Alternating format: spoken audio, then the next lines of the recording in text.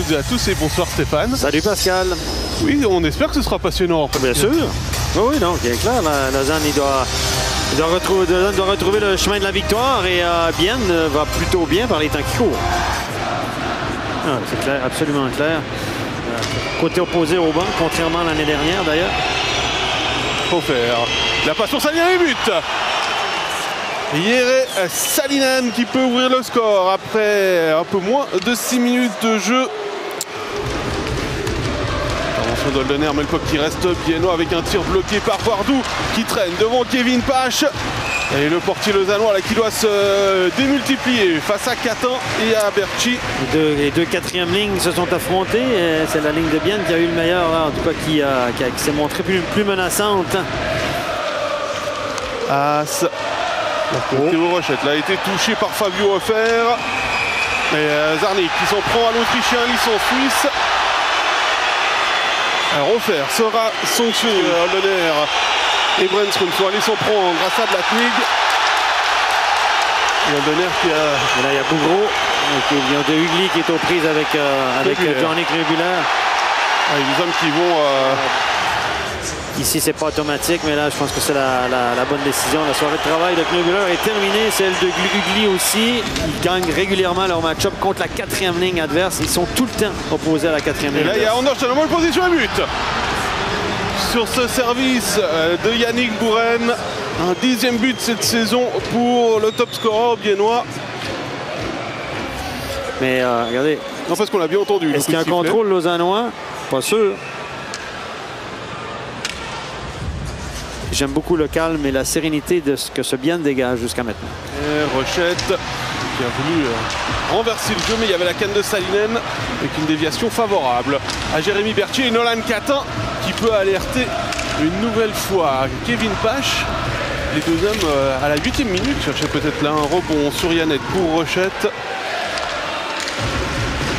Kaoun pour Rochette, c'était bien vu, le puck qui revient vers Sansonance.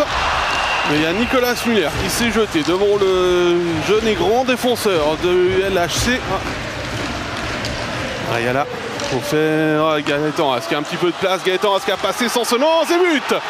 Avec son premier de la saison, et ça va lui faire du bien. Avec battu Kevin Pache entre les jambes, sur le roche comme on dit. Gaëtan Asque, son dernier but, c'était le 7 décembre 2024. Alors il y a eu la commotion entre temps. Brännström et but. Ça va être assez facile. Et la décision de messieurs Staudenman et Lemlin qui annule le but. Brännström à nouveau. Zarnik, Rochette qui se propose le tir de Théo Rochette et le but. Et cette fois-ci, il n'y aura pas de discussion. Je pense pas. Parce qu'il n'y a pas de contact sur Yannette. C'est avancé, mais c'est Blessing qui a bloqué l'envoi d'Eric Brännström. Nouvelle chance et but. C'est vrai, à deux reprises, cette fois-ci, personne n'a pu bloquer ce tir-là. Brännström qui va d'un tir puissant, précis. Et Blessing a fait après. Tout à coup, là, le vent, c'est comme si le vent avait changé de côté. On avait la bise en première période. Ström ensuite sur Tcharnik. Encore, voilà, faute, pas de discussion possible. Zarnik, Brännström et but. Le doublé pour Eric Brännström. Ouais. Avec 7 secondes, le but stéphano. Lausanne donnait l'impression d'aller nulle part après 20 minutes de jeu. Sylvegård et goal. Marcus Sylvegård qui peut se retourner dans l'enclave et marquer le 4e but pour le HC Bienne. Et oui, 2 contre 2 devant la cage. Et Sylvegård, j'allais dire, on ne l'a pas beaucoup vu ce soir. Et là, il se retourne et il met le puck. Il gagne un petit peu d'espace. Il y avait un 2 contre 2. On a perdu le 2 contre 2. Et le puck finit dans la lucarne. Tu vas peut-être confirmer mon sentiment, mais il me semble qu'il y a un attaquant de moins en plus de Hugli du côté du LHC. C'est Florent Douet.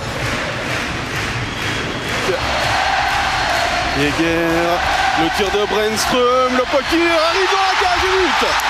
C'est Jäger. A completely different direction for me, and he's watching the whole time. I got no goal. Et M. Staudenman qui refuse la réussite vaudoise. Ils vont bloquer le puck le long de la bande, le chronomètre qui s'écoule. Et Bien qui va aller chercher les 3 points à l'extérieur alors que ça chauffe un petit peu entre Bouren. Avec les Bien a été bon ce soir. Ses défenseurs ont été intelligents.